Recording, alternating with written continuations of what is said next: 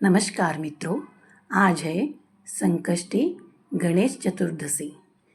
इस कथा सुनने मात्र से मिलते हैं शत्रुओं पर विजय और सभी प्रकार के सुख। संकष्टी चतुर्दशी व्रत कथा प्राचीन समय की बात है। त्रेता युग में दशरथ नामक एक प्रतापी राजा थे। एक बार वह आखेट के लिए गए थे।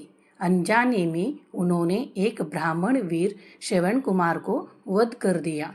श्रवण कुमार के अंधे माता पिता ने राजा को शाप दिया कि जिस प्रकार उन्होंने पुत्र शोक का दुख झेला है, उसी प्रकार सिंहासन पर बैठे इस राजा को भी पुत्र शोक में मृत्यु मिलेगी।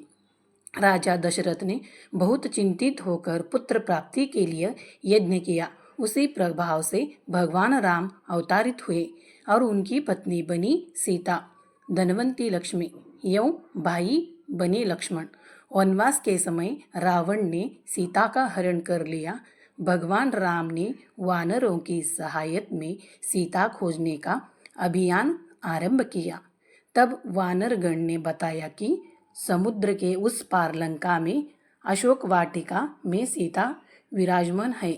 तब हनुमान जी को बताया गया, हे हनुमान, यदि तुम व्रत पूजा करोगे, विशेष रूप से गणेश व्रत अर्थात संकष्टी चतुर्दशी का व्रत करोगे, तो तुम शत्रु एवं बंदी को खोजने में समर्थन आओगे। हनुमान जी ने इस व्रत को रखा और उसी व्रत शक्ति के प्रभाव से एक छलांग में समुद्र पार किया और आखिरकार सीता माता तक पहुँचे।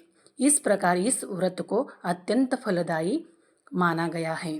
जब देवी पार्वती ने भगवान विष्णु से पूछा कि मार्गशीर्ष मास की कृष्ण पक्ष की चतुर्दशी संकष्टी चतुर्दशी पर किस स्वरूप में तुझे पूजा करनी चाहिए, किस विधि से, तो उन्होंने उत्तर दिया, हे माता, इस मास में गणाधिप नामक गणेश की पूजा होनी चाहिए, अर्घ्य देना चाहिए, दिन भर व्रत रखना चाहिए, अंत में ब्राह्मणों को भोजन कराकर जो तिल चावल घृत से हवन करना चाहिए। इससे व्रत शत्रु पर विजय प्राप्त कर सकता है। अब देखो दोस्तों, व्रत का महत्व। यह व्रत संकष्टी चतुर्थी के अंतर्गत आता है। प्रत्येक मास की कृष्ण पक्ष की चतुर्दशी को गणेश व्रत के रूप में माना जाता है, पर मार्गशीर्ष मास में यह विशेष स्वरूप से मनाई जाती है। इस व्रत के पालन से कहा जाता है कि व्रत को बुद्धि, समृद्धि, सौभाग्य तथा शत्रु विजय की प्राप्ति होती है। कथा के अनुसार बिना इस कथा के व्रत की पूजा प्रक्रिया अधूरी मानी जाती है। ये कथा अच्छी लगी हो तो चैनल में सब्सक्राइब करो, लाइक एंड शेयर करो। श्री गणेशाय नमः।